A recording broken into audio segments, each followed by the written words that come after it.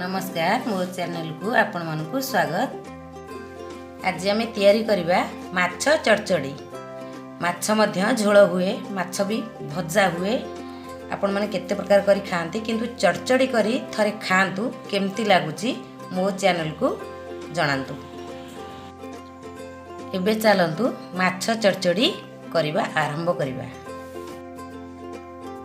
माछ चरचड़ी में कौन कौन दरकार देखो। माछ 4 पीस आनी काटी धोई तादरे लुण हलदी गोले माछ रसुण दरकार, अदा रखी अदाटा टिके कम दिहब, पियाज पियाज टिके अधिका दिहब, पियाज जीरा हलदी गुंड एटा सोरिषटा देले टेस्टी लगे। लंका गुंडटा देबे, लंका एटा गुंड बट्टा हबने, एटा लंका गुंड दिया हबो। एटा छोट पैकेट आनी एटा आंबुल, एटा खट्टाटा दिया हबो, टिके खट्टाटा लुण लुण स्वाद अनुसार दिया जिवो।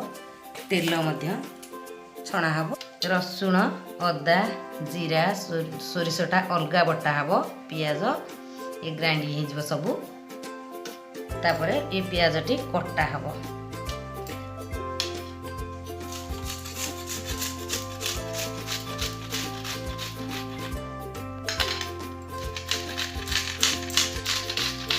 एबे ग्राइंडिंग कर देची अदा रसुण पियाज गोटे ग्राइंडिंग करची, जीरा सोरिष आ गोटे जगह ग्राइंडिंग करची। एबे माछटा को भाजीबा।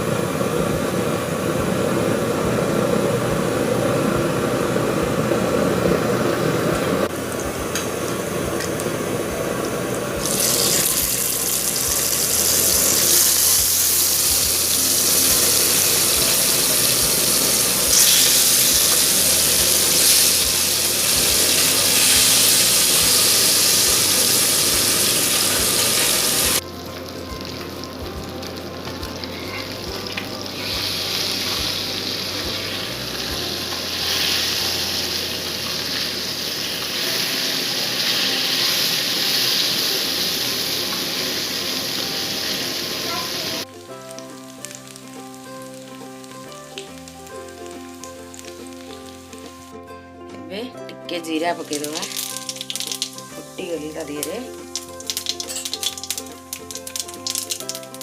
लंका गुंडा टिके पकेबा, स्वाद अनुसार रागटा दबा, अदा पियाज रसुण भल भाव में कषी दबा। टिके मसलाटा कषा हो गला परे, अधा कषा हो गला परे पियाजटा को पकेबे। सोरिष जीरा जो बटा होता सेटा को मध्य पकेबे। हलदी गुंडाटा दिया हबो। टिके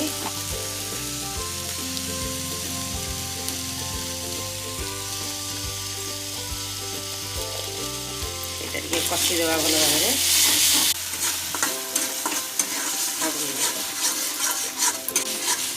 आंबुलटा को देदवा, आंबुल रसटा चकटिकी रखी रस देवे। लुण टे पकईदेवा स्वाद अनुसार, लुण माछरे पड़ी से हिसाब से राई पकईबे, देखिए चरचड़ी से हिसाब से पड़े। सीझापी टिके पानी देदवा, एटा सीझापी टिके पानी देदे सीझीगला माछ पड़ो। मसलाटा कषी गलानी भल भाव में। एबे आधे माछटा को पकईदवा।